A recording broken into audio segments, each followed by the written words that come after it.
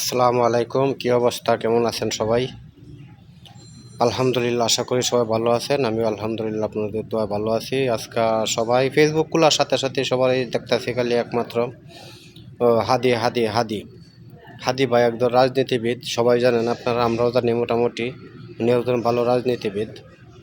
ওনাকে কিছু সন্ত্রাসীমূলক যে আওয়ামী লীগের লোকেরা তারে গুলি করছে, আক্রমণ করছে, এই নিয়ে অনেক তুলফাট চলতেছে। অনেকেই আবার সমালোচনা করতেছে যে উনি বিদেশে চিকিৎসা করার জন্য এত টাকা কোথায় পাবে।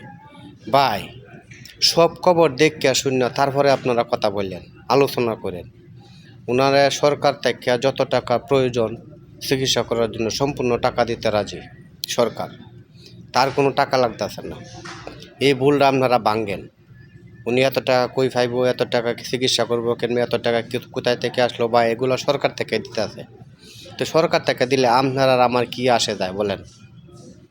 আর উনিরে যে গুলি করছে, আক্রমণ করছে আওয়ামী লীগের লোকেরা, ইন্ডিয়া গিয়ে আবার ভিডিও করতেছে যে আমি গুলি করছি, এই সে। ভাই, আপনাদেরকে বলি, আপনারা যদি গুলি করেন, উনারে মারেন, উনিও তো বাংলাদেশের লোক, আপনিও একজন বাংলাদেশি লোক। ওরে দিয়ে আপনার গুলি করে আপনার কী লাভ হইতেছে? আপনার যে গুলিটা করাইছে, এরা তো বিদেশ থাকে নাকি? আর এরা বিদেশ থাকে, দেশ ছেড়ে গেছে, এরা বিদেশে কী একটা আলো অবস্থা আছে, এটা আপনি এখন বুঝবেন না, আর কিছুদিন গেলে পরে হয়তো আপনারা বুঝতে পারবেন। কাজে একজন মানুষ মুসলমান হয়ে আর একজন মুসলমানের উপরে এভাবে আক্রমণ করা কি আপনাদের এগুলা নীতির মধ্যে কোন জায়গা থেকে পরে, এটা মাথায় ধরতেছেন না। আপনারা সন্ত্রাসী করেন, রাজনীতি করেন, যাই কিছু করেন, কিন্তু আগে দেশটাকে তো বাঁচাইবেন। আগে দেশ বাঁচান।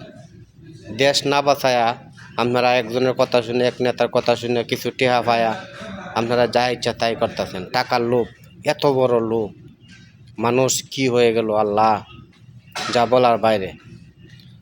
আমি আশা করি আমার কথায় আপনাদের অনেক মনের ভিতরে, দিলের ভিতরে লাগতে পারে। তবে আমি বিশেষ করে সবার কাছে অনুরোধ করব, সবাই ওই হাদি ভাইয়ের জন্য একটু দোয়া করবেন। হ্যাঁ, যাতে উনি ভালো সুস্থভাবে যাতে সিঙ্গাপুর থেকে দেশে ফিরে আসে।